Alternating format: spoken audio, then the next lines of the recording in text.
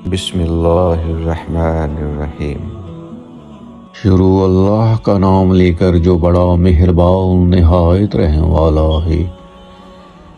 اسلام میں عقیقہ کے متعلق چند معلومات۔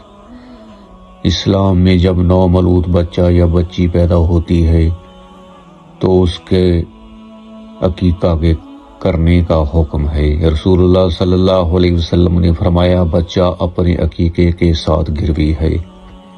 7ویں دن اس کی طرف سے جانور ذبح کرو، اس کا نام رکھو اور سر منڈوا دو۔ ابو نسائی۔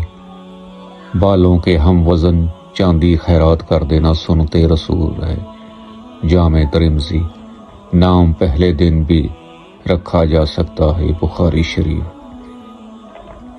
آپ صلی اللہ علیہ وسلم نے فرمایا کہ لڑکے کی طرف سے 2 بکرے یا 2 بکریاں اور لڑکی کی طرف سے 1 بکری یا 1 بکرا ذبح کیا جائے۔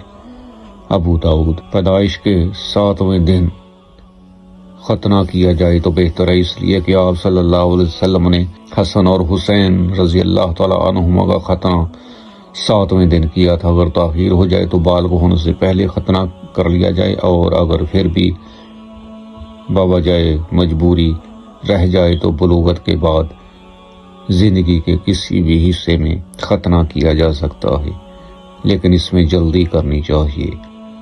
مفہوم حدیث سے بخاری۔